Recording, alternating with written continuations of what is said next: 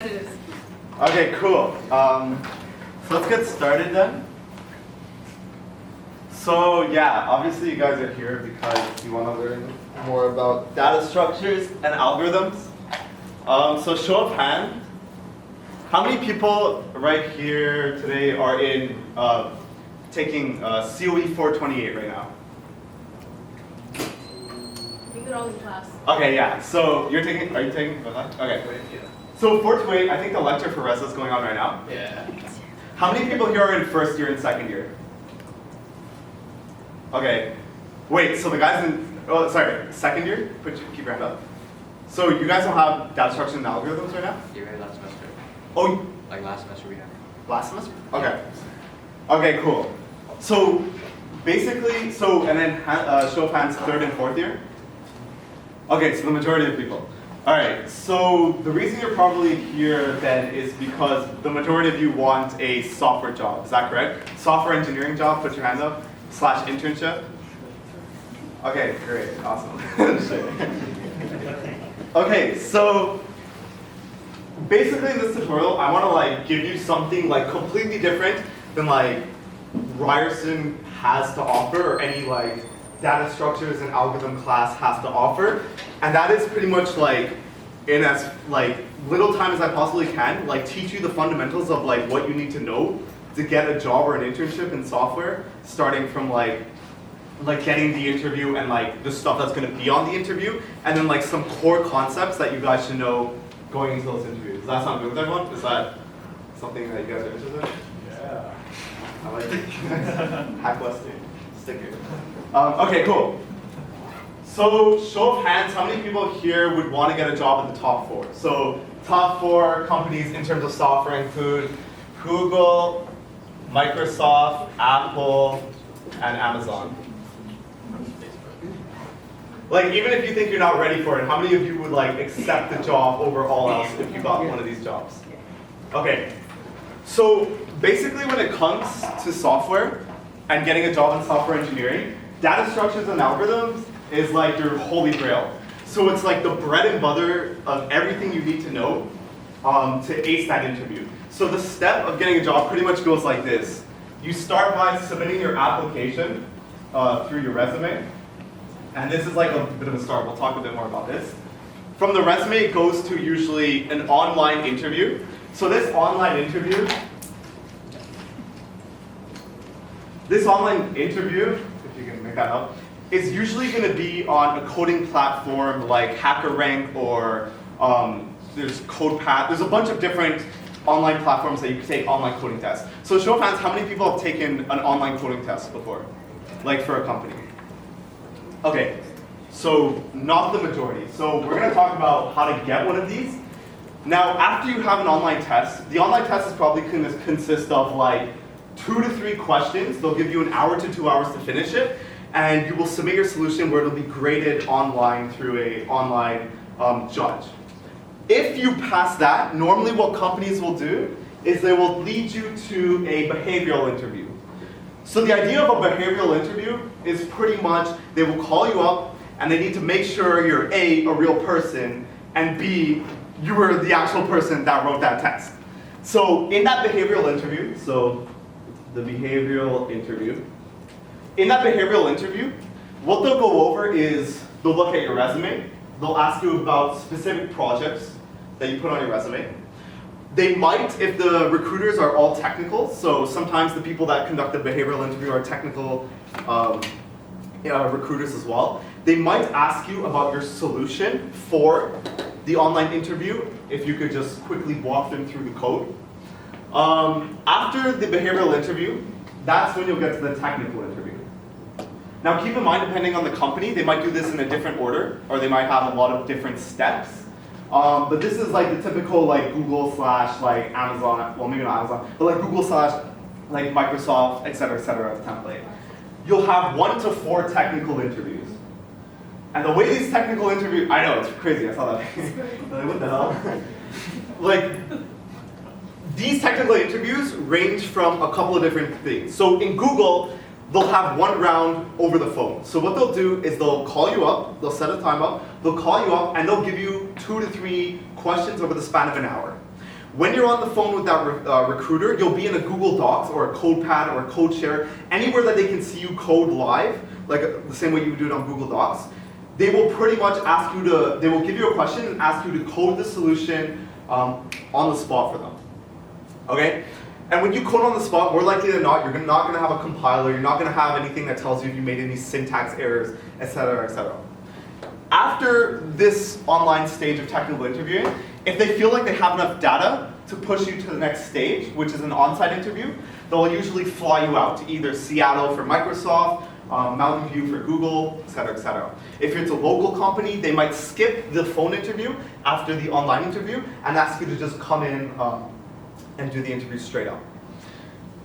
After the first technical on-phone interview, you'll get to the in-person interview. Now these are the most intimidating ones, and this is where most of the people that actually get to this stage, and I would say probably less than 10% of applicants get to this stage, but the on-site interview, so the on-site interview, is where people have the most trouble.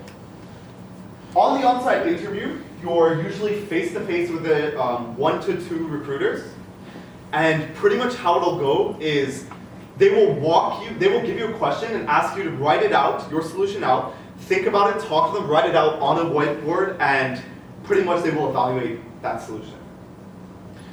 So in terms of, first of all, maybe I should have introduced myself. So my name is Anthony. I graduated from computer engineering. I thought you were going to give me a high five for engineering. I graduated from computer engineering last year, so I started in 2013. And I went into computer engineering because I thought like computer engineering meant like software engineering. Like you do computer engineering, like you get to go and code at Google.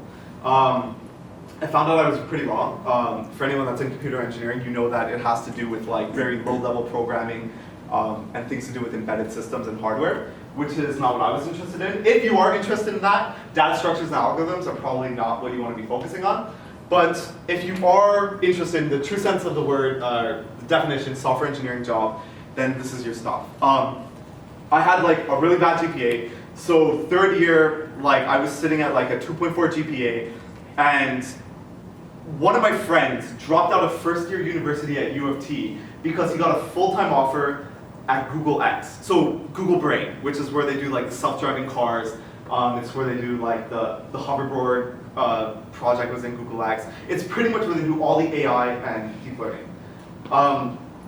And at the time when he got the job, I was in first year, so this was about 4 years ago. He didn't have like any education other than being like finishing first year at U of T. And at the time, he was the first non-PhD and the youngest member to ever join Google Brain.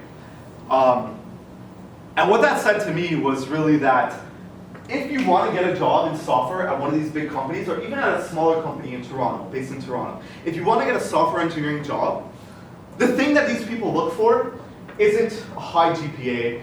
It's not, you know, how many recommendations you have. It's not even most of the time work experience. It's how much passion you have for what you're doing and software itself. So how interested you're in it and how good you are.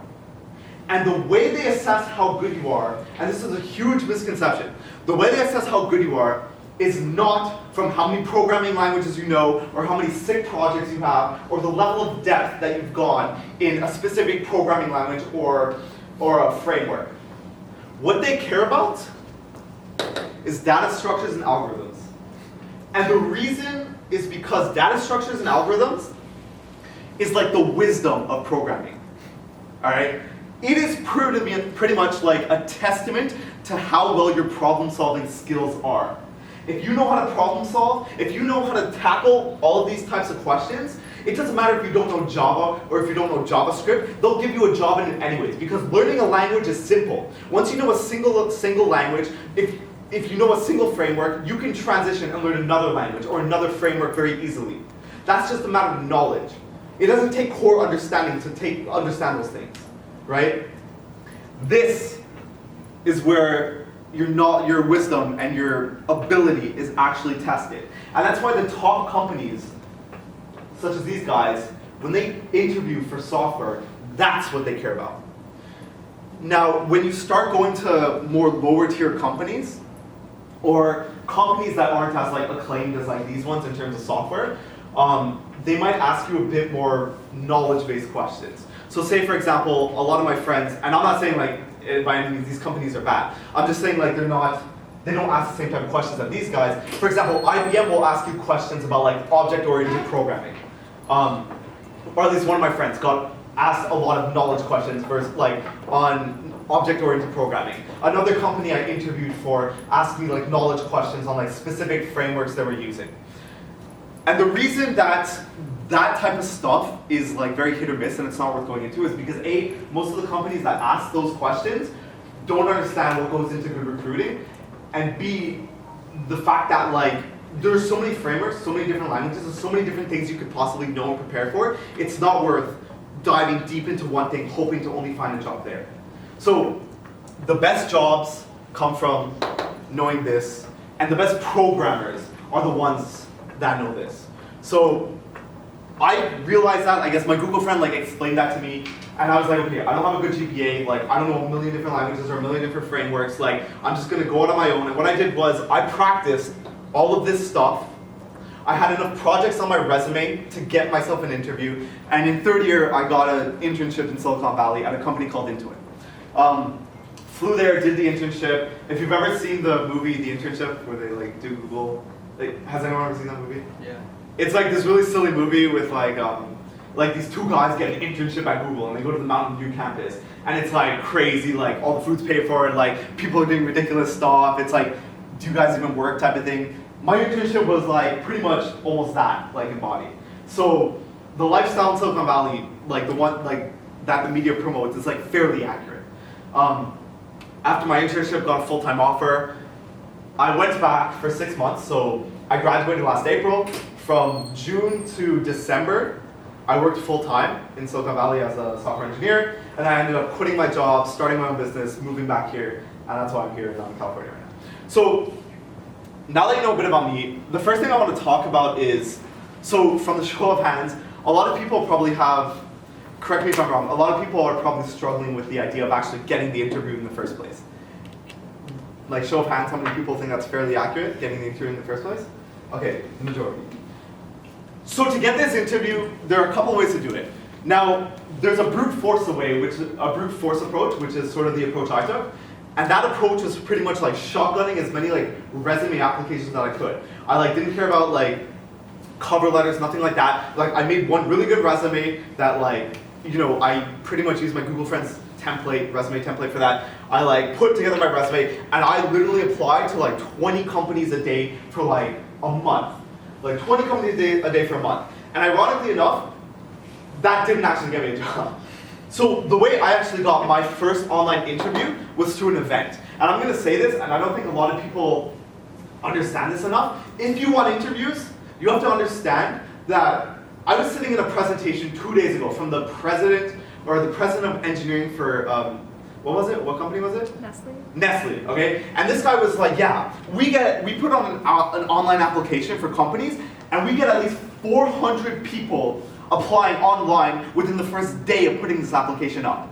200 of those are people from other countries trying to get the job so they can get a work visa and come over. And once they filter those out, the other 200, it's like pretty much looking in the mirror for every single one of them. They're all the same. Online applying is easy, you can do it fast, and you can shotgun approach it. But the chance of getting an interview from it, I would say 1 out of every 75 companies you apply to. Okay? The way I got mine was I went to a hackathon. So the one thing I learned is getting your foot in the door with a recruiter is one of the most crucial things you could possibly do. So I went to a hackathon, I submitted my resume to a bunch of the companies there, I got a bunch of online coding interviews. My company sent me an online coding interview, I did it, that led to the phone interview. From the phone interview, I got the internship. I highly recommend anyone that wants to get a software job, do not rely on online, rely on applying online. It will not get you the results you want, and if you will, like, it's a very slim chance. Go to hackathons, go to events. There are tons of them happening in Toronto alone, if you're not down to like take a 20-hour bus to like Princeton or something. Ton of events happening. all over the place. Go to them, talk to the recruiters, show them that you're interested in their company. Do a bit of research beforehand. And another technique that a lot of people don't do is LinkedIn. So on LinkedIn, what you can do is you can find recruiters for different companies or engineers in those companies, send them a message, right? If they're local, ask them to go out for coffee, meet for coffee for 15 minutes or something. If they're not local, ask if they have time for a 15-minute call. Inquire about their company, learn more, tell them about yourself and what your goals are, and them referring a resume to HR will get you the interview 10 times faster than applying online. When I was at Intuit, every single day my manager would come up to me, he'd be like, do you know any junior level engineers that you can we need a couple for the team, do you know any that you would recommend? And I was like, yeah, I have a couple. I ended up getting at least 5 people interviews at my company. One of them got the job, one of them got the interview. One of them got the job after getting the interview. And it just goes to show knowing the person that you're actually talking to instead of applying online goes miles and miles farther than just applying online. So that's a huge tip. Now, there's 2 aspects to getting your foot in the door for an interview once you give the recruiter your resume. They look for 2 main things. To get the job, you need 2 main things, but they look for 1 main thing. And that 1 main thing is passion. When they look at your resume, what they want to see is passion, okay? And this doesn't just apply to these guys. This applies to any job you guys will apply to. Whether it's in the Valley, whether it's in Toronto, any software engineering job, right? They look for passion and interest. If you have projects on your resume, that shows them, and I'm not talking about school projects, I'm talking about projects that you actually do in your free time, that shows them that you're interested enough in the field that you will sacrifice your free time to actually do stuff in it. So projects are huge. Projects are the things that'll get you your foot in the door. These are the things that'll make you stand out from the rest of people, all right? I've seen so many U of T, resumes from U of T students.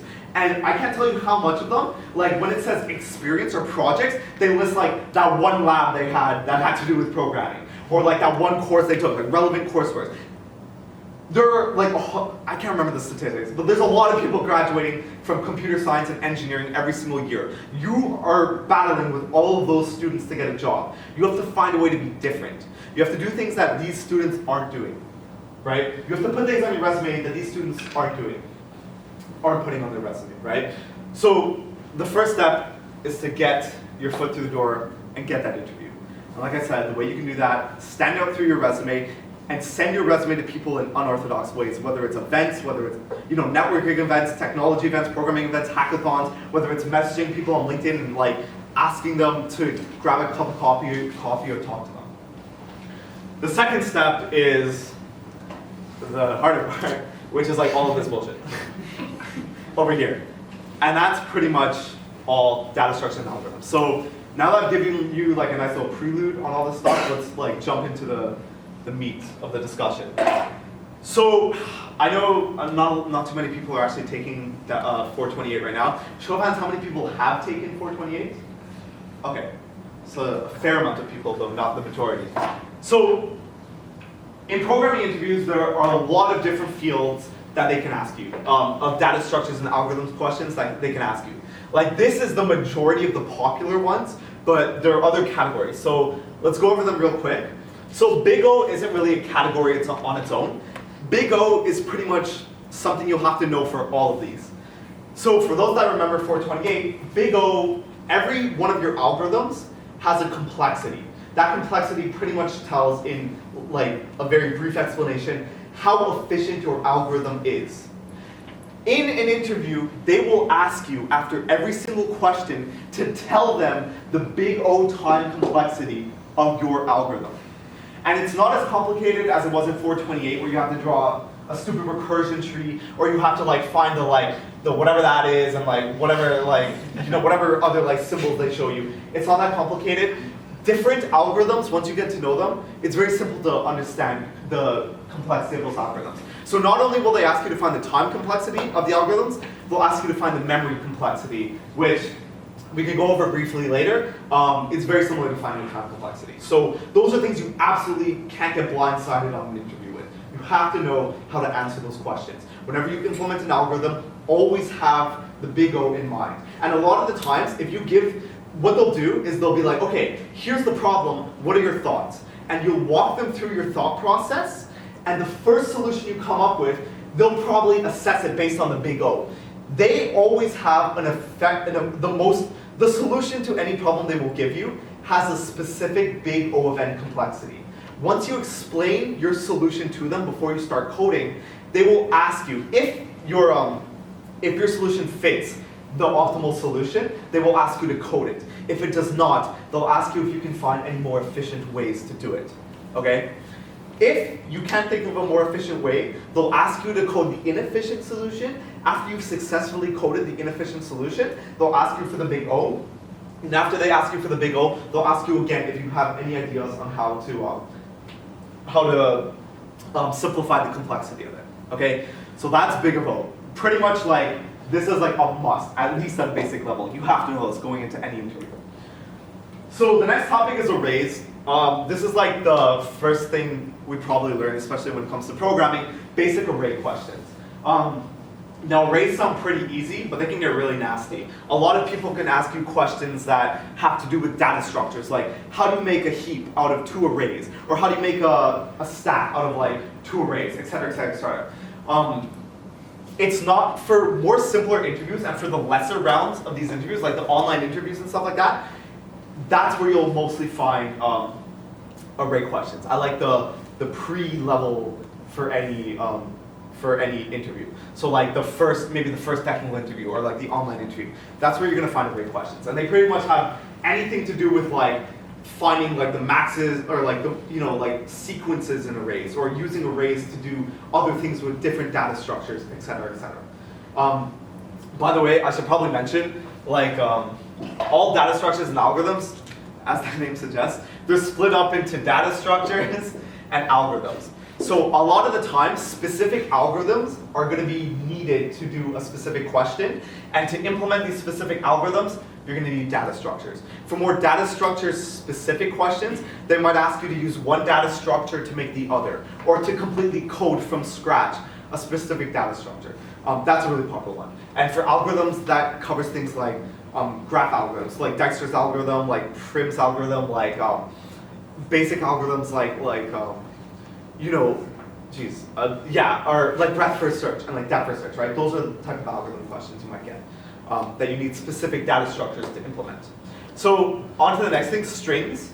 So string questions are probably, they're not the most annoying, but they probably have the biggest skill range. As in, like, you can get an extremely easy string question, or you can get like a really like messed up string question.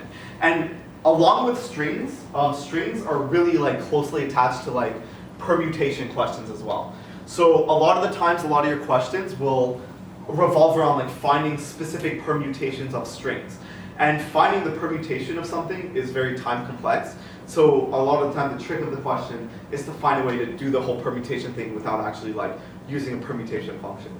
And I know this sounds like right now what I'm trying to do is just give you a very, very, very high level overview of like each one of these topics. I don't want to go too in depth into them right now.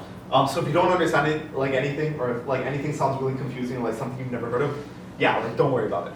So trees and graphs, these guys go hand in hand. So tree questions, for those of you who don't know what like a tree is, like they probably won't ask you things like specifically red and black trees, but they'll give you data that's formatted in the tree. So let's say, for example, we have a parent called A leads to like their children B and C,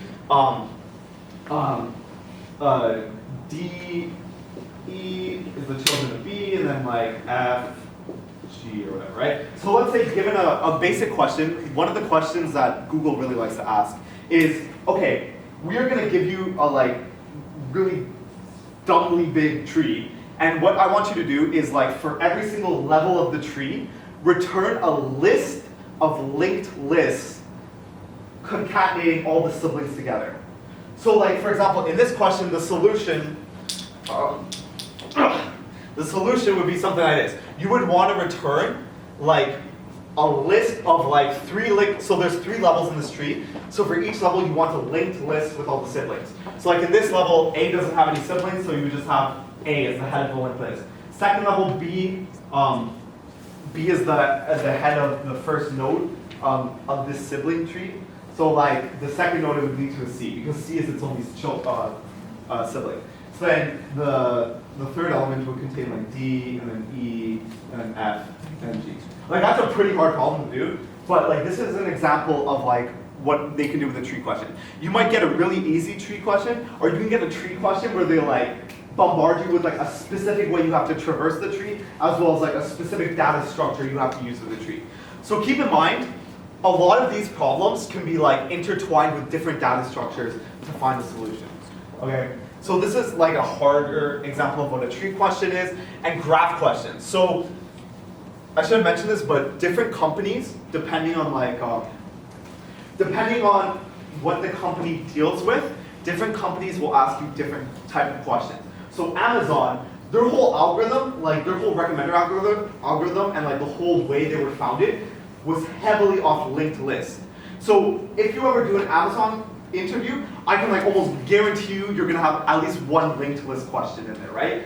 Google, the whole like business model is based off what's called a knowledge graph trees. They love their graph and tree problems, as well as Microsoft, right? So before you go into an interview, it's also worthwhile to know to like research what type of questions specific companies will ask. So graph problems are very popular, and they're like the more intermediate type of problems. So say for example, using algorithms like Dijkstra's algorithm, finding out like how to get from like A to like finding out if a path exists from A to E, or finding out the most efficient path to get from A to G. There's like a lot of different types of graph problems out there. So this is like a simple example. Then you have bit manipulation questions.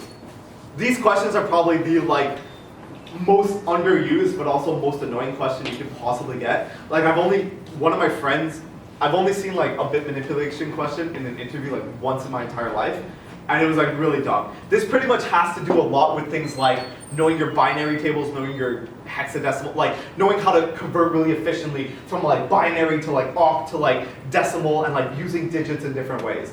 So like I wouldn't really like specifically practice this unless like the company specifically dealt with stuff like this. Math problems. So math problems are probably problems that have the highest barrier of entry, as in you need to know the most prerequisite problems. You need to know the most prerequisite knowledge to tackle math problems. So these math problems like will either force you to like create like a really weird equation and use it as an algorithm in your problem, or it can like use a really well-known math like I don't know, like a theory, and like that would be the really weird solution to that type of problem. I personally hate math problems, but I wouldn't focus too much on them. But a lot of math heavy. So has anyone ever heard of 2 Sigma? Two Sigma is like pretty much like an investment company, if I understand correctly. And like they're notorious, I think, for asking these type of math problems. Recursion. So recursion is sort of like an overlying theme that's found in a lot of other, like you can use recursion graph algorithms like dynamic programming, et cetera, et cetera, et cetera. Recursion is something that's like, you should just sort of know and be ready to implement it in other types of problems. Dynamic programming. So this is actually one of the coolest, in my opinion, like one of the coolest things. You won't find this on too many interviews, but if you get like an interview with one of these guys, like you're very likely to have a dynamic programming question at the end of the last round interview. So dynamic programming pretty much has to do with, it's really hard to explain. Yeah, I can give a good idea. Yeah, go for it. If you want to do Fibonacci instead of doing recursion over and over again until you get, like say something like Fibonacci to the power 100, to 100, you wouldn't do all the way down to Fibonacci of 1 every time. You would fill up an array with values starting at 1 all the way up, or you can do it going down. Yeah, so like the whole basis of it is like, if you have to like do a problem that depends on using the past results of like something you've already calculated before, dynamic programming is pretty much like storing your results from previous iterations and using them in your future iterations instead of like having to recompute all your previous iterations to use that data. if that complements, I guess, what you said. Sorting and searching. So I know a lot of lower level companies, or not lower level, but like. Thank you. Okay. Yeah. Ad hoc. Ad hoc problems. You're probably not going to find them in job interviews, but more on like competitive programming competitions. Oh, I didn't talk about that. I'll talk about that after. I should make a little reminder. It's competitive programming competition. Okay. Yeah, ad hoc problems, pretty much what that means is like a problem that's like a trick question. And like once you know the answer to the question, it's really easy. Like it doesn't necessarily have to do with any data structures or algorithms, just like a little clever like trick to the question type of thing. And then linked lists, which hopefully is like a rather well-known idea. Linked list is pretty much, yeah, linked list questions. Amazon will ask you a ton of them. For my Amazon interview, I was completely unprepared. And the question they asked me was like, given a linked list, determine if it's a palindrome or not. So a palindrome is something that's like same going forward as it is going backwards. So an example of a palindrome is taco cat. So if you spell taco cat backwards, it's still going to be taco cat. Or like race car or something. So given a linked list, a singly linked list, so like T, A, C, maybe I should have chosen a small, C, A, T, right? So given a singly linked list, determine if it's a palindrome or not. So it seems easy enough, like you can like, you know, make a string, go through every element, append it all, taco, cat, and then just like reverse it and see if they equal each other. So that's like the obvious solutions. And a lot of the times, the questions you're gonna get are gonna have obvious solutions. Now the complexity of this is n time, because I'm going through the array of n size, like I'm pretty much going through it once, n. I mean, technically it's like 2n, but big O complexity, it would just be n time. Now space complexity, I am storing the entire, like all the elements of this linked list, which means my space complexity is also O of n. Now my recruiter was like, okay, that's a solution, but can you think of anything that uses constant memory? Constant memory, which means you're not allowed to store the elements in a string, you have to only use specifically constant forms of memory. So like 1 or 2 variables type of thing. Where if the length of this linked list was like 2 million, I wouldn't need like a string of size 2 million to store it, right? Constant memory. So that's an example of a linked list question, and that's an example of where the question they give you might have like a seemingly obvious answer, but they want something that's more efficient. So I couldn't think of, like, I completely choked, I couldn't think of anything on the spot of how to do it, so it's like, all right, just like implement your solution first. And then I sucked. So like, I couldn't even do that. Like I couldn't even do like the regular solution. So like, needless to say, I've never worked at Amazon. But that's an example of a linked list question. And now CPC. So CPC is competitive programming competition / club. So Ryerson show of hands. Anyone here from Ryerson CPC? Hey. No, just one? Legit? Oh shit. Okay. So yeah, Ryerson CPC is the Ryerson Competitive Programming Club. And like pretty much the idea of CPC is like every week these guys get together and like solve a shitload of these problems. And they like train for like competitions. And it is like anyone that's serious about this stuff, like I highly recommend you to join. When I was at Ryerson, we had this guy named Dante, and Dante was like amazing. Like he had this giant like textbook filled with like different algorithms for all these different things, and like every competition he would bring it to the competition, and like we would sit there. It's like a 5-hour competition, say for example, not every week. I mean like we would train for 5-hour competitions, and then like in 5-hour competitions he'd like crack open his book and like you would like have a problem and you'd be like, oh shit, how do I solve this? You would look for algorithms, how to do it, implement the algorithm, et cetera, et cetera. Really, really, really good practice. And also CPC, Ryerson, and mostly in North America, we use a program called Caddis. Caddis is just like an online platform. It's just like Spodge for anyone that's heard of Spodge, or like LeetCode or HackerRank or any of those websites. It's like that. And being highly ranked on those things, so a little bit back, I was ranked #1 for Ryerson, and a Google recruiter, I wasn't graduating, but a Google recruiter actually messaged me. She's like, hey, I saw you're like really involved in like Ryerson's competitive programming stuff. Like, we'd love to interview you. Are you graduating? They wanted to interview me for a full-time role. I'm like, no, I'm not graduating. So they're like, okay, contact us next year. And I did, and I didn't get a job. Anyway, anyways, like, so being at the top of like these type of, not only are like these platforms and like these type of clubs around Ryerson really good practice, but you can also really get noticed from being at the top there.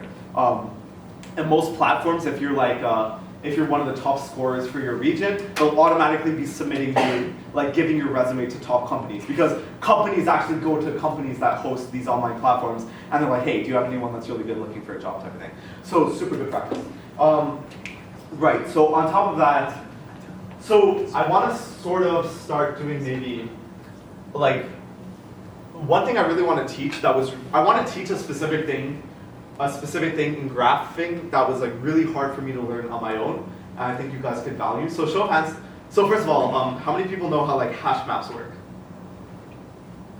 Okay, I'm gonna go through like a brief explanation of like what a hash map is, because it's something we'll need. And also show of hands, stacks/queues. Anyone familiar with like stacks and queues? Okay, so the majority. Okay, so I'll do a brief explanation. So before I go forward, anyone have a question about any of the stuff I've talked about yet? No? Okay. Okay. So the first concept I want to talk about is called hashmaps and hash sets, I guess.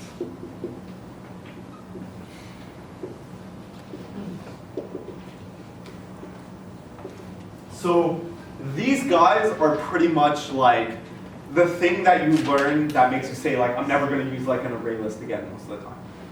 So first let's go over a hash set, or a set in general. So an array, the way an array works is you have a certain amount of memory. And in that memory, you can pretty much store elements. So say for example, if I have this array and I want to store the number 1 in one of those elements, put the number 1 there. I want to store 3, 97, etc., etc., etc. So let's actually put real numbers. Okay, and as we should know, like arrays go by indexing 0, which means which means our first index for this array is known as index 0, and that points to the first element, which is this guy here. The 1th index points to that one, and so forth. So in an array, you are allowed to have duplicates because you're allowed to have anything as an element. So I have a 10 here, I can also have a 10. Now, the difference between an array and a set, a hash set, is that in a hash set, it uses memory very differently.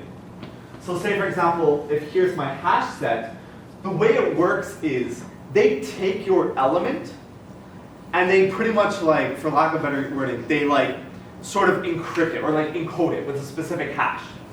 Okay? And that's where they store that element in memory. Okay? It's not that important to understand like the deep down of how it works memory-wise, but because of the way they do that, let's say for example I have my memory like this. Okay? And this was memory spot like 31, this was memory spot 32, all the way until like, I don't know, like 100, okay? If I were only like gonna store single digits, right? Let's say for example, I gave it 9. I was like, okay, I wanna store 9 in my set. What it'll do is it'll use a specific hashing function, and it will be like, okay, he gave us 9, we're gonna hash that and put it in the memory location that pertains to whatever that hash is. So let's say for basics, our hashing algorithm right now is we just take the number, we add it by a random number, or we add it by set number 30, and we put it in that memory location. All right? So eventually we'll get to memory location 39, and we'll say, okay, sick. We have this element, we're going to put it in memory location 39.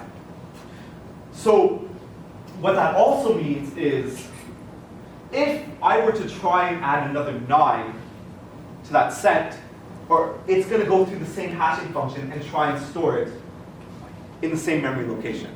And obviously we can't store like two different things in the same memory location. You could do like chaining, but that's like besides the point. Just for simplicity's sake, what it'll do is it'll just overwrite the previous thing and put a 9 in there. So the difference is, what that does now is, in a set, you cannot have any duplicates. So with a set, you can't have any duplicates. But let's also dig a bit deeper and learn how this data structure works. So let's say, for example, I have a set 9, like 2, 3, 1, 4, 6. Okay? If I wanted to find a specific value, if I wanted to find a specific value in the array, because these are stored in separate memory locations that have nothing to do with the elements, what we would have to do is go through it, every element one by one by one, and check to see if the element we're looking for exists. So let's say we're looking for 9, and I'm like, okay, I want to see if 9 exists in my array. To do that, we would go to the first element, the second element, the third element, the fourth element, the fifth element, and then bam. The sixth element, we find our number, right? Worst case scenario, 9 isn't actually, let's put another 8. 9 isn't actually in our array, and we end up going through the entire array to say, no, 9 is not in our array. So what that means is the big O complexity of an array for searching is O of n.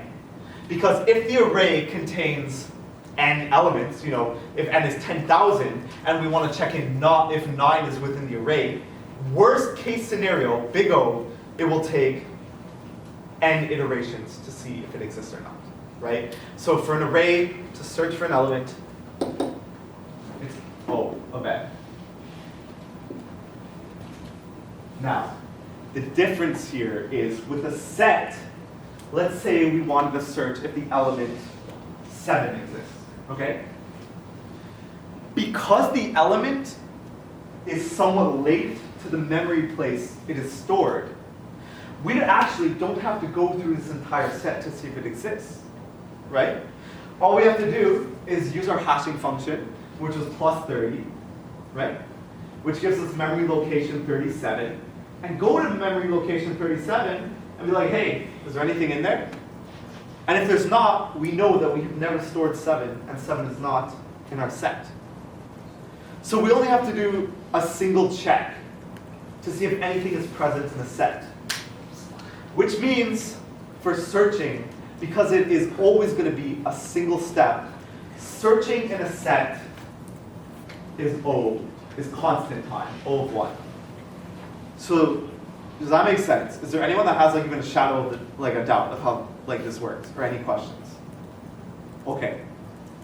So that's a very important idea to understand, because this idea of a set for beginning programming problems can actually save you a ton of time. So let's do a little example problem on how we can use a set versus an array.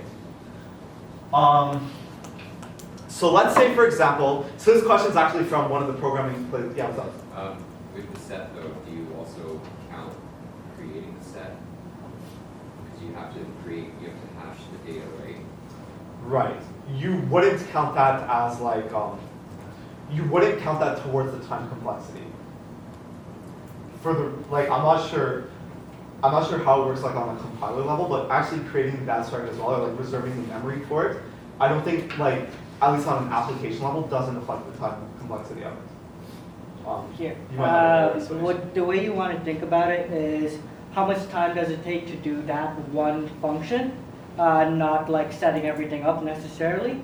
But if you are setting stuff up inside the function, then you would consider how much time it takes to set it up. Just in this example, you want to think that the set is already available to you. It's on the system already. You're just doing the search. That's why it's constant time. Yeah. Okay. That's a way better explanation. So an example, an example where a set wouldn't be more efficient than just using an array, for example, but would still get the job done is, let's say, for example, a very easy example, we have an array of n size.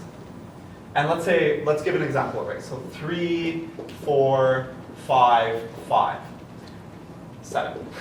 And we want to determine, we pretty much want to return. So the premise of the problem is, given an array, we want to return the elements of the array, all the array itself without any duplicates, pretty much, okay? So one way we can do this is like, for example, if we have a set. So if we take every element and we add it to a set, since sets can't contain duplicates, we will have every unique number in this array. So we add 3 to a set, it'll be here. We add 4 to the set, it'll be here. We add 5, it'll be here. We add 5, 5's already here. We're not going to re-add it. We have 7, and we have our solution. However, the time complexity would still be O of n. Because given an array of n, we still have to go through every single one of these elements, all n elements, to add it to that set in the first place. The space complexity would also be worst case scenario n. Because worst case scenario, the original array contains all unique numbers. Therefore, if this was a 6 instead of a 5, we would be returning a set that looks like this, which is still of size n, worst case scenario, right? So that's an example where using a set wouldn't actually cut down your runtime. So another example of this, or a better example, so using what we've learned here is a question called I've been everywhere, which is on Caddis. So the premise of this question is, you are going to take in input dynamically. So they're going to give you a list of different countries, okay?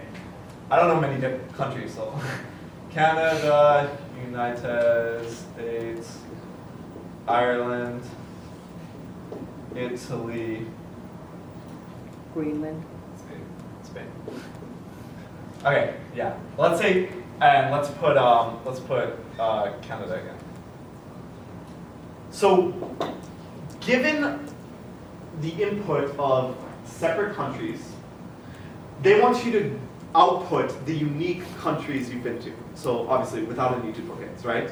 So if they give you this, the way they give it to you in some online platforms, it wouldn't be in an array form. They would sort of dynamically give it to you and run your program like that.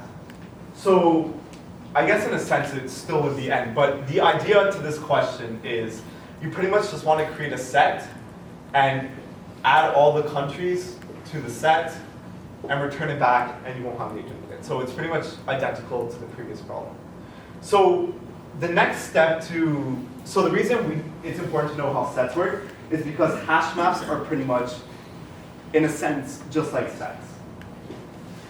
So the way a hash map works is it uses an idea called key value pairs. So in a hash map, you will have, for every index, you have two different things. You have the key, which is the first value, and the value, which is the second part of it. The keys are going to be unique. So to make the keys, you can imagine the keys are like in a set. So say for example, if my key is like, so an example of where you would want to use this is like mapping out friendship maps. So let's say person A is friends with person B, C, and like D, right? Let's say this is an array of friends that they're friends with. Person, I don't know, B is obviously friends with A and D. Person D or C is only friends with person A, and person D is friends with A and B. So for each key, we have a specific value. And in this case, the value happens to be like an array. So one thing to note is you can't have duplicate keys. So the way it works is they store keys and the values to them the same way a hash set would work. So your key, if I tried to add a new key called A, what it would do is it would pretty much, assuming like the basic structure of like a dictionary / hash map, it would pretty much overwrite what we already have for A. Now, this is a very, so this concept, the concept of hash maps is very, very, very useful, not only for replacing array lists. So just speaking in general, if you're, for example, using Java to create like some sort of application.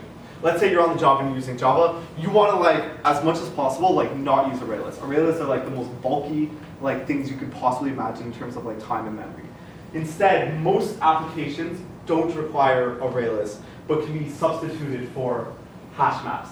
These are also referred to like as dictionaries as well, or maps. So the concept of these maps are very useful for things like dynamic programming problems, graph problems, and there's also problems on their own where like the solution is to use a hash map. So let me give you an example of a problem, and maybe I'll give you guys some time to think about it. So an example of a problem that uses hash maps.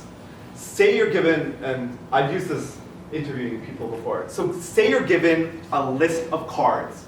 So you have a standard playing deck of 52 cards, like 2s to aces with hearts, spades, clubs, and diamonds, right?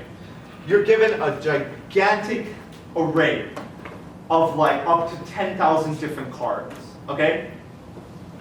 So, and each card, the way you denote a single card within that array is as a string. So say for example, it would be the number / letter value and then the suit itself. So like 2H would equal the 2 of hearts, right? The 5C would equal 5 of clubs. AD would be ace of diamonds, et cetera, et cetera, et cetera.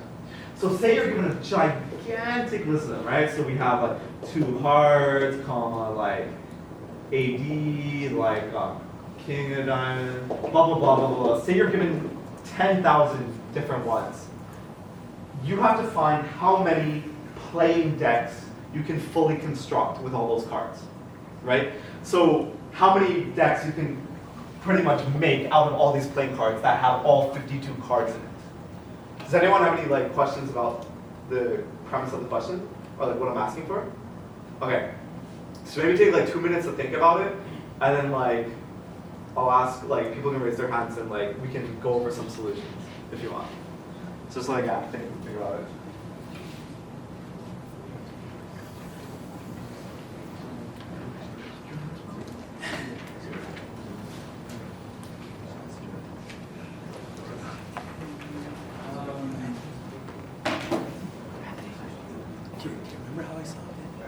I don't remember how you specifically solved it, but I remember you did it well.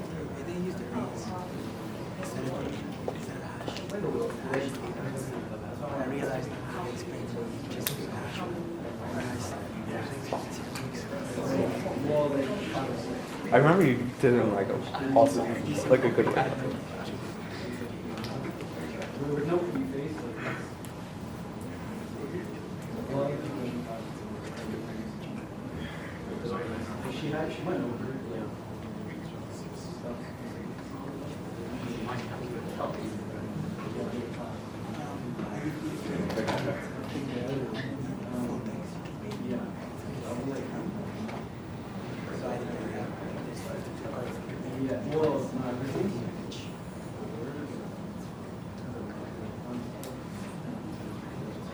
Okay, anyone want to give it a stab? Or do you guys need more time?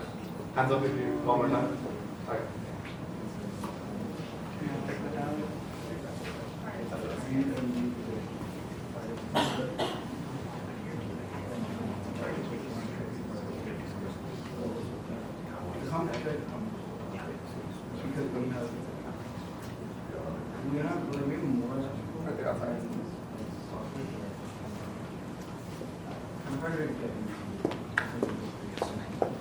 Okay, we'll do like 30 more seconds.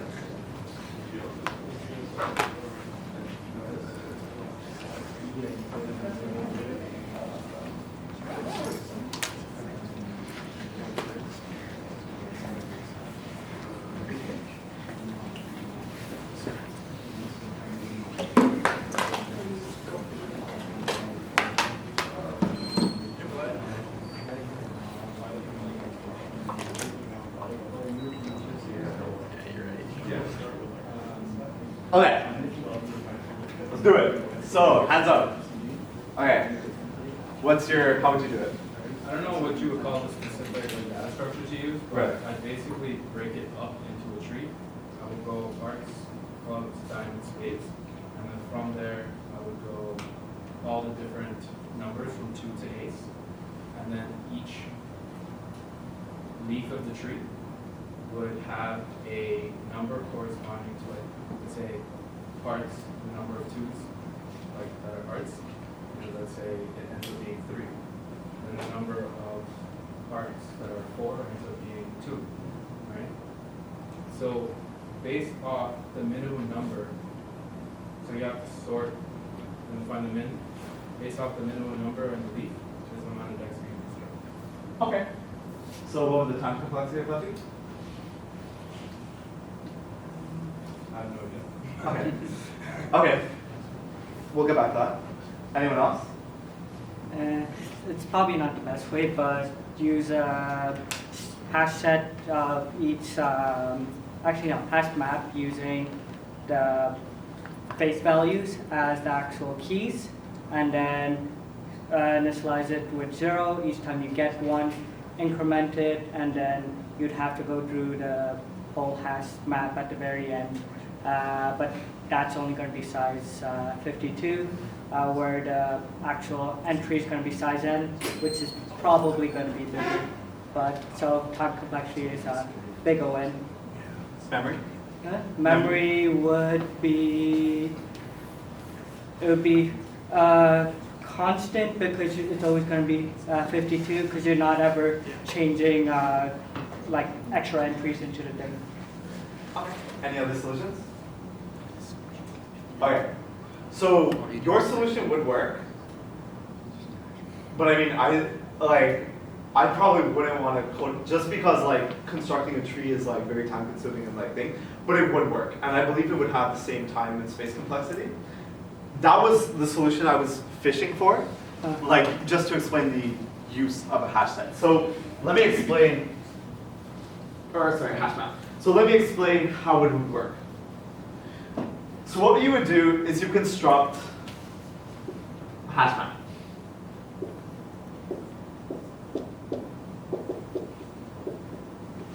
So the key for the hash map would be your face value, like you said. Right? So you would have one key for every single card. How many cards are there? 52, which means the memory you're using is constant. We're using 52. Even if there's, or we'll get to that in a second. So let's say we have all the way from ace of diamonds, all the way down to like, I don't know, like ace of, well, it wouldn't start with it. 2 of like clubs. Okay. What you do is you initialize, so you use the value as the count. So pretty much your key is the card itself, and the value, you want to use it as how many of those cards do I have in the deck, right? And the idea is the minimum number, let's say for example, we have like 1,000 of every card, but only two of clubs. That means the max amount of decks we can make is 2, because we only have two of clubs. The maximum amount of decks we can make is contingent on the lowest value, or the lowest amount of a single card that we have. The minimum amount of a single card that we have. So we would initialize the count to all of these cards at 0. And then we would start going through this giant ass array. So let's say, for example, all 10,000 of them, like we get a 2 of hearts, so we increment to the value for 2 of hearts. We got an ace of diamonds, so we increment the value for ace of diamonds. We get a king of diamonds, so we increment that over and over and over again, 2, 3, 5, you know, like over and over and over again. Jesus, not even a number. Okay? After we've gone through the entire thing, okay, we've gone through the entire all n cards, which is where the time complexity comes in. After going through all n cards, we would then go back to our hash map, and we would look, we would check each key. So be like, okay, for all the keys, which one of them has the lowest value? The lowest value, let's say, for example, the ace of diamonds has 2, therefore the solution is 2. And that's how you would use a hash map to solve a question like this. And this question was actually one I got on a job interview. It was one of the first questions I got on a job interview. And it's a question that I've asked on job interviews as well. So a lot of questions you'll find in interviews, especially like the earlier stage of interviews, like this hash map thing is like bread and butter, man. Like it's like something you want to know how to use, you want to like go to whenever you're stuck, how can I use a hash map type of thing, right? Very important data structure. And that's how you use it, pretty much. I don't know what programming language everyone here uses. I used to use Java, but now there's not so much value when you can just like sort of go online and find a tutorial on how to use it for your specific data structure. All I know is doing it in Java is a pain in the ass because like there's a bunch of like, it's very long. Java's very verbose. Okay, so the reason I wanted to explain first the set and now a hash map. First of all, does anyone have any questions on hash map? On like how to use it, / dictionary, like what it is, anything like that? We're all clear on like how this works. So to hash, you need like a hash function of some kind, right? So I mean, if someone on an interview said recreate a hash map, the functionality of a hash map, then yes, you would worry about that. But for like in Python, here's how you make a hash map and like you use it. My map equals squigglies. And like if we wanted to add ace of diamonds, my map AD or plus equals 1 or whatever, right? So you don't have to worry about any of the hashing at all. Like with Java, like C++, like Python, like very straightforward to use these data structures. You don't have to worry about any of the underlying memory stuff. Right. So, okay. So if there's no more questions about this, I want to get into the main reason I spoke about these things.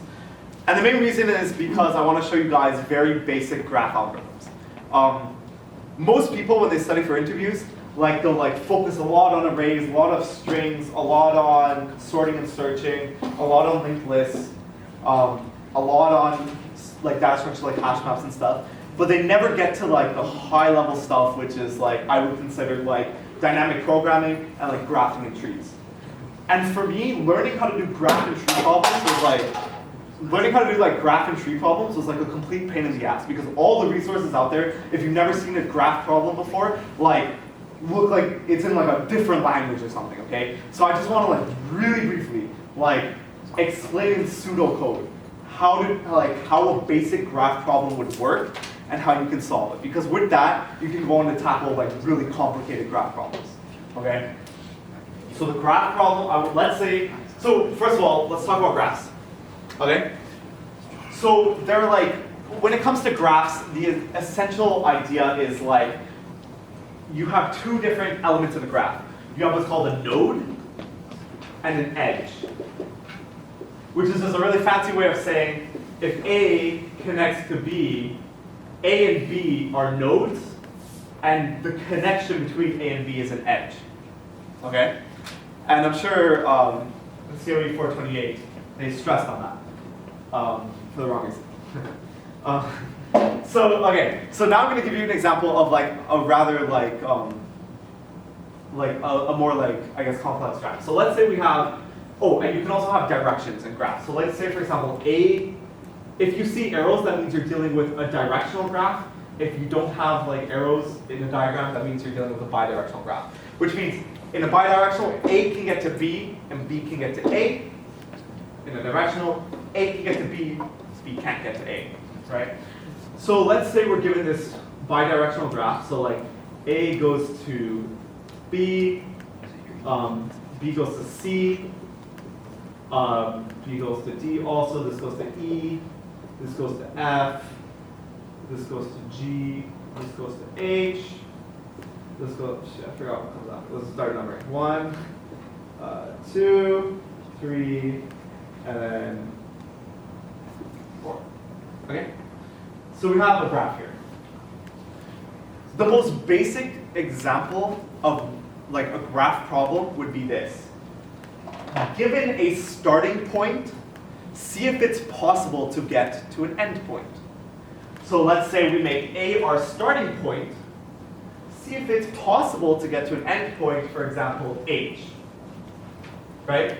And obviously we can tell it's very possible to get from A to H. But say, for example, in some questions, you're going to have a lot of different graphs where you'll have different connections within the graph. So like, this is its own graph, this is its own graph, this is its own graph. In this case, how do we make an algorithm that determines whether A is connected to H? So first things first, let's put it back to where it was. First things first, let's examine how a hash set could possibly help us in this situation. When we look at this physically, we know what connects to what, right? We're humans. We can see, well, A connects to B, B connects to D, D connects to F connects to H. Therefore, H is connected to A. When it comes to actually telling an algorithm what connects to what, how do you map the relationships between nodes? You can make like a hash map where the keys are the nodes and the values are what they're connected to. Perfect. Exactly. Which is the reason why hash maps are important for these types of questions, because they are the people, just like that friendship example I gave you at the beginning, they are the things that show you the connection between all these things. So let's very quickly show what a hash map would look like in this situation. So we have nodes A, B, C, D, E, F, G, H, I. Maybe I shouldn't have put some in. H, I. Oh, that's not an I, that's a 1. Jeez. Okay, 1, 2, 3, 4. Okay.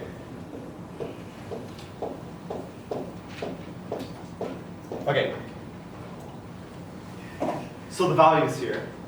A connects to B, B connects to C and D, C connects to B and 1, D connects to B, E, F, E connects to D, F connects to D, G, H, G connects to F, H connects to F, 1 connects to C and 2, 2 connects to 3 and 4, 3 connects to 2, 4 connects to 2. This is how we would map our relationship with a graph. This is very important. When you first start any graph problem, if you identify it to be a graph problem or a tree problem, right? Mostly graph problems. The first thing you want to do is create your graph. Almost 99% of the times. The first thing you're going to want to do when you approach one of these problems is create the graph. So for a type of question like this, would you have the graph, or I'm assuming the graph would be like not be able to be seen in the coded numbers to be able to create the map itself? Okay, let me give you an example of how they would give the graph to you. So if you're taking an online test, the way most online tests give you a graph would be like this. They would give you line by line input, giving you the relationships. So they would just say, so the first thing is the first node, the second thing is the second node, and you assume they're connected. So in this case, we would have as much input as there are connections. So in this input, it would be like, okay, A, B, B, C, B, D. And then using line by line input like that, you create it. So the first time we get our first piece of input, we say, okay, we go to our key A and we add the node B to it. Then we go to node B and we add, oh shit, is that? We add A to it. Okay? So would there ever be a situation where you have a black box where you don't know the map at all? I mean, you can come up with infinite amounts of questions, like infinite amount of questions. Like I'm sure someone could like create a very crafty question that would use a graph like a black box, but like I wouldn't worry about it at all. I think that's really highly unlikely for a graph problem at least. Okay, so right, that's how you get the input. So the first step is to always make your graph. Now, the second step, let me illustrate for you in sort of real time. So when it comes to graphing, there's two bread and butter algorithms you have. You have breadth first search and depth first search. Show of hands, how many people know how to use either one of them actually? 1, 2, 3, 4, 4-ish, 3.5. Okay. So two algorithms, like breadth first search, BFS, and DFS. They're your bread and butter algorithms when it comes to graph problems. When you go through, say for example, let's illustrate how each one of these would work without coding at all. So like, breadth first search is the act of searching out in breadth. Okay? So the way breadth first search would work here. Let's say our starting node is A, and our ending node is H. breadth first search would take the first node and be like, okay, what is A connected to? It would do it in iterations. The first iteration, it would check all the nodes it's connected to. In this case, the node it's connected to is B. So in the first iteration, it checks B. Then it looks at B, and it says, okay, this is very important. What nodes is B connected to that I haven't already visited? So B's connected to A, but we don't want to go back to A, right? What nodes is B connected to that we haven't already visited? C and D. So in the second iteration, we would check node C and node D in the second iteration. The third iteration, we would look at the two nodes we just visited and said, okay, what do those nodes connect to that we haven't visited yet? The answer is E, F, and 1. So in the third iteration, we would be checking these 3 nodes, right? Do you see how it sort of works in a breadth, right? It goes from one node to the next, and it checks all their neighbors. Then it checks all their neighbors' neighbors, et cetera, et cetera. It works in a breadth. It moves outwards. Now, on the other hand, you have what's called depth first search. Depth first search works in opposite. It goes really deep down, and then it comes back, checks every possibility, comes back, checks every possibility. So an example, the first place depth first search would go to would be B, because that's the only place to go. The second place it might go to would be C. Let's say, for example, C. From C, it would go to 1. From 1, so this would be iteration 2. This would be iteration 3. Iteration 4 would then go here. Iteration 5 would go to 4. Once it gets to 4 and realizes there's nowhere else to go and it hasn't found its target yet, it starts backtracking and looking at what it's missed. So it would come back to 2 and be like, okay, are there any neighbors of 2 that we missed that we could possibly check out? Well, 3. It would go to 3.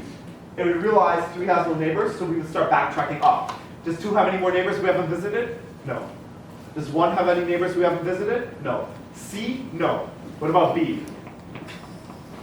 Right. B would lead to D. So our 7th iteration would now be going to D. D would then check E.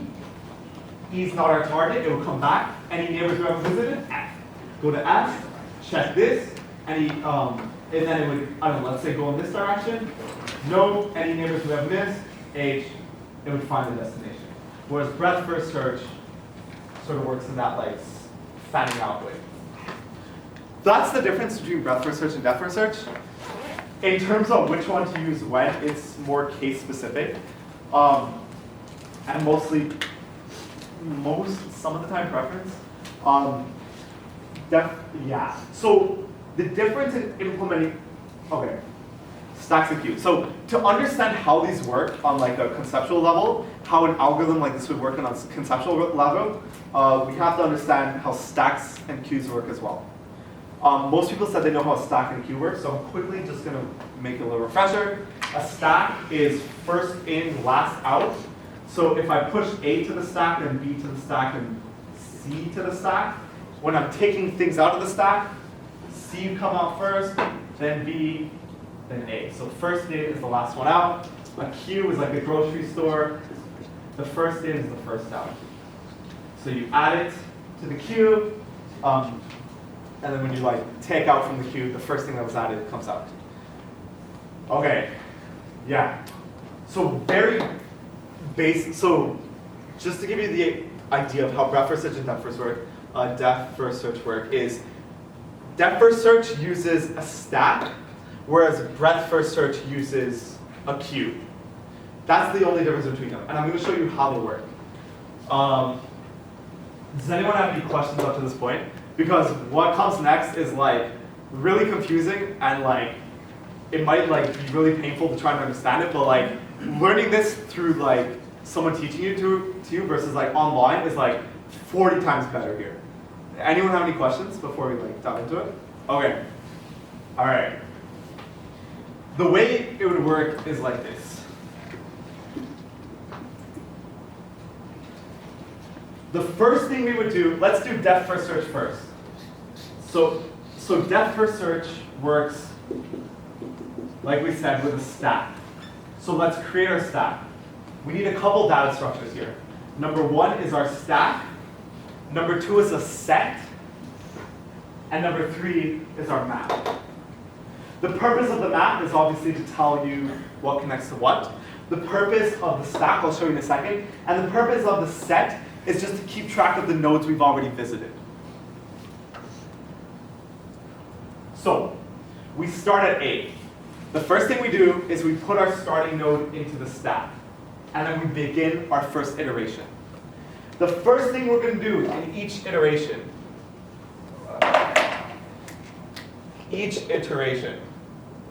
has a couple of steps. So keep in mind on a program level, this is being done in a while loop, or a loop in general. The first thing is to A, pop from the stack. Okay? We pop from the stack and we set our current node to whatever comes out of the stack. So iteration number one, we pop from the stack and we get A. We then add A into the visited set. So we add to visited. So the third thing we do is we check A's neighbors and we add them to the stack if they aren't already visited. So third thing, check neighbors, check connected, and add to stack. Okay, we check the connected neighbors. So in this case, A is only connected to what? Add B into the stack. And then we move on to the next thing. So when we check it, we also check here and check if it's destination.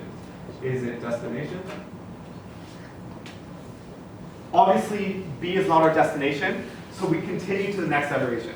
That's how an iteration goes, and it looks a bit weird right now, but like once we go through it a lot of times, it'll be pretty simple. So now we go back to the top of the iteration. What do? We pop the stack. What comes out? B. What do we do with B? First thing we do is we add it to visited. We add B to visit. Third thing we do, check the neighbors. What is B connected to? A, C, and D. Now, what we do is or any of those neighbors are destination. So what do? We add the ones that we haven't visited yet to the stack. We've already visited A, so we don't add that. So what do we add? C and D. Next iteration, what do? Pop the stack. We have D now. What do we do next? Add to visited. We add it to visited. Right? So at this point, we've gone from here to here now, okay? The next step. We check what it's connected to.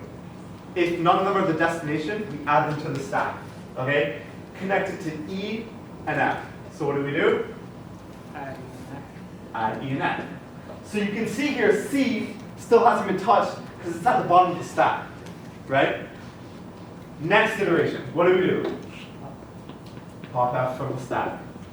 Add it to visited. Check its neighbors. D, we've already visited D, we don't care about that. G and H. Wait a second, what's our destination node? H. Therefore, we can get from A to H. Problem solved. Now, let's do the exact same thing. Exact same premise, except in this case, we use a queue. Now we're doing BFS. Okay? Okay, now we're doing BFS. First thing we do is we add our first node to the queue, and we begin our iteration. What do we do here? We pop the first thing out. We have A. We look at its neighbors. What are its neighbors? Just B. So we add visited. We add it to visited, and we add B to the back of the stack. Is B our destination? No, we're done. Next iteration. Pop B out. First thing we do, add it to visited. Second thing we do, we check to see if any of its neighbors are a destination. They're not. What nodes do we add to the stack or the queue now? C and D. C and D. let's put C first. C and D. Next iteration, what do we pop out? C. We pop out C, added to visited. Are any of C's neighbors the destination? No. Added to neighbor 1 to the back of the queue, move on to the next iteration. Now we're back at here. So far we've gone from A to B, B to C, C to 1, and now we're going from B to D. See how it's moving in more of a fanning motion instead of all the way down and coming back up? It looks and it feels complicated the first time you understand it, but once you realize it's just an ongoing process of this 3-step iteration, it becomes very simple and very simple to code as well. You could probably code this entire problem in Python in around like 15 lines of code. For Java, that's like 1,500. Anyways, next thing we do, next thing we do, we pop D out, add D to visited. What is D connected to? B, E, and F. We've already visited B clearly, so we add E and F to our queue.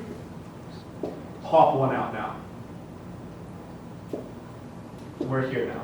So 1, so we put it in here. We check it connected. It's connected to 2.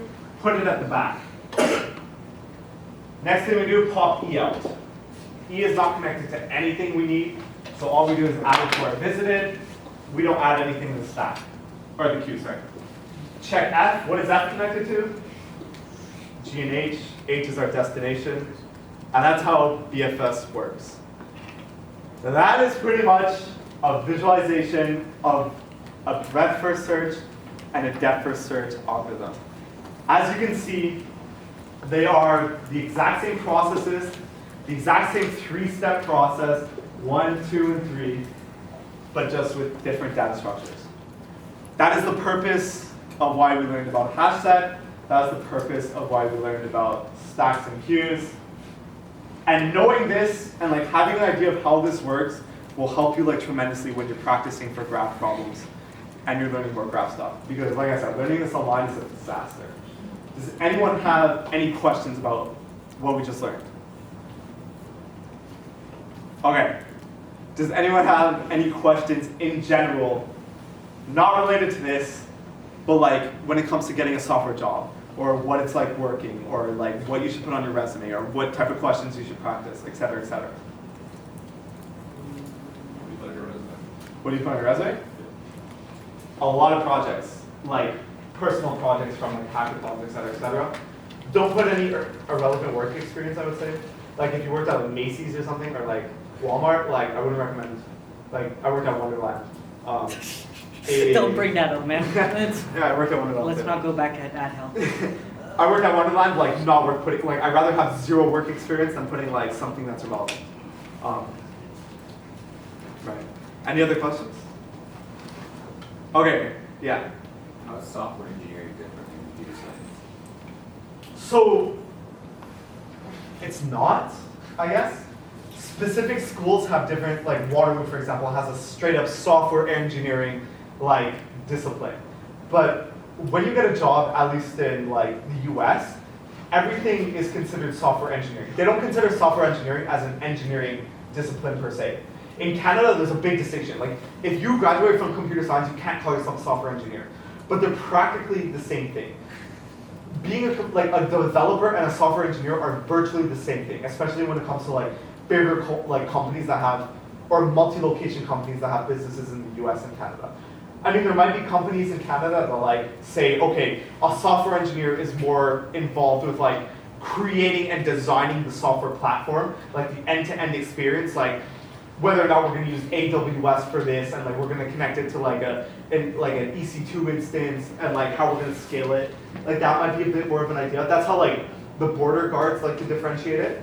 You work more on software architecture instead of just coding. But in the real world, like on the actual job, like that distinction almost doesn't exist. But on like a legal level, like software engineering deals with system architecture, whereas software development and computer science deal with specifically programming. Any other questions? Okay, cool. So I hope I didn't like overwhelm you guys too much or like bore you to death with all this stuff. But I really think what you guys learned today will go like a very long way. And before I end, I also want to do like a little self plug. I have like a little community. If you find me on Facebook, I can add you to the community. And pretty much in this community, we focus a lot on the mindset. So I didn't talk about mindset, but mindset is also a very big thing employees look for, and it's a very big thing that's involved in like actually being able to like pretty much kill it when it comes to programming. Someone with a great mindset will excel far, like as we know, a lot farther than someone without. So we have a group dedicated online to like building your mindset for the job, learning how to network, all the soft skills that school doesn't teach you. And we also have a group for programming. So we have like a little subsection for programming. And in that group, pretty much, I'm going to be starting a membership program specifically for people that want to try and get a job in software engineering. What we'll be doing is like every week we'll be doing like a live interview, like a mock interview with one of our members. We'll be going over like what they did well, what they did wrong. We can do mock interviews as well with any member that joins. Mock interviews, we're going to be going over like recommended problems, weekly problems, like data structures. Like I'm going to be setting up a lot of interviews with like my friends from Google and like my friends from Facebook and my friends from Intuit. So like Q&A sessions as well for members of the program. Like if you want to ask engineers, people that are already in the industry, questions about what they're looking for, come find me, I'll write you down and I'll add you to the group and I'll announce more about the program later. So thanks for coming and yeah, good luck everyone.